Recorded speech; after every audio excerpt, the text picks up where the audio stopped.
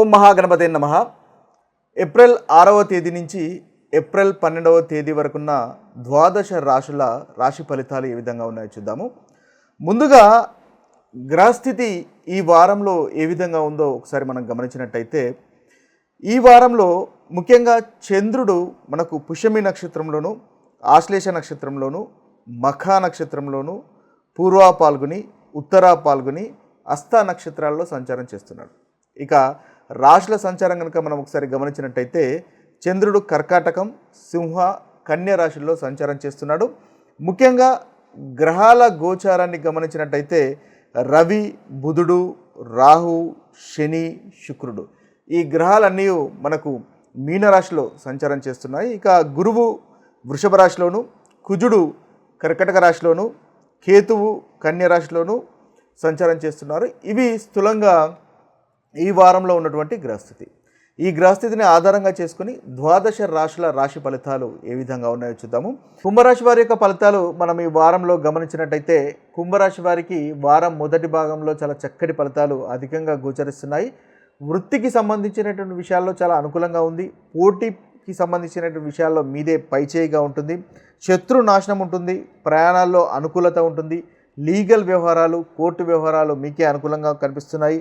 పెండింగ్లో ఉన్నటువంటి పనులు మీరు పూర్తి చేయగలుగుతారు. ఇన్వెస్ట్మెంట్స్ వల్ల లాభాలు ఉన్నాయి. దాంపత్య జీవితం ఆనందంగా ఉంటుంది.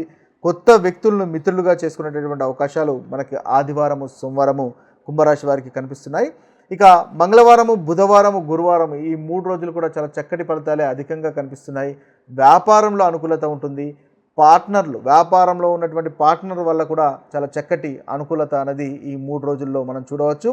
విదేశీ వ్యవహారాలు అనుకూలంగా ఉన్నాయి. దాంపత్య జీవితంలో ఆనందం, సంతోషం అనేది ఉంది. వాహన సౌఖ్యం ఉంది. సంతానంతో ఆనందంగా, సంతోషంగా గడిపేటటువంటి అవకాశాలు కనిపిస్తున్నాయి. వృత్తిలో మీరు చేస్తున్నటువంటి పనుల్లో కూడా మీకు ఈ 3 రోజుల్లో అభివృద్ధి అనేది తప్పకుండా ఉంటుంది. ముఖంలో మంచి తేజస్సు ఉంటుంది. ప్రేమ వ్యవహారాలు కూడా మనకి ఈ 3 రోజుల్లో అనుకూలంగా కనిపిస్తున్నాయి. ఇక శుక్రవారం, శనివారం కాస్త చింత చికాకు ఉండే అవకాశాలు ఉన్నాయి. మానసికంగా కాస్త ఇబ్బంది పడేటటువంటి అవకాశాలు ఉన్నాయి.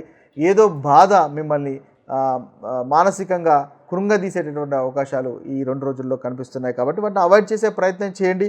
కుంభరాశి వారికి ఇది చాలా టెంపరీ ఫేస్ కాబట్టి ముందు ఇంకా చాలా చక్కటి ఫలితాలు కలుగుతున్నాయి. కాబట్టి వాటిని అవాయిడ్ చేసే ప్రయత్నం చేయండి. యోగా, మెడిటేషన్, ధ్యానం చేసుకోవడం వల్ల కుంభరాశి వారికి ఈ వారంలో చక్కటి ఫలితాలు కలుగుతాయి.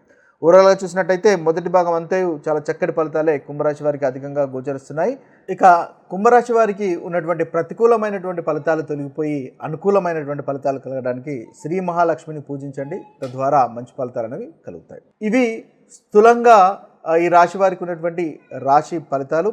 ముఖ్యంగా మీ యొక్క జన్మ జాతకంలో కనుక చక్కటి ఫలితాలు, చక్కటి గ్రహస్థితి కనుక నడుస్తున్నట్టయితే ఏదైతే మనం ప్రతికూలమైనటువంటి ఫలితాల గురించి అనుకుంటున్నామో ఆ ప్రతికూలమైనటువంటి ఫలితాలు అంతగా అనుభవంలోకి రావు.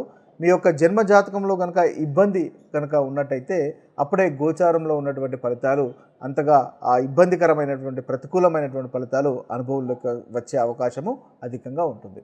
ఇక మరొక వీడియోలో మరొక రాశి ఫలితాలతో కలుద్దాము. అంతవరకు సెలవు. సర్వే జన సుజనో భవంతు. సర్వే సుజన సుఖినో భవంతు. నమస్తే.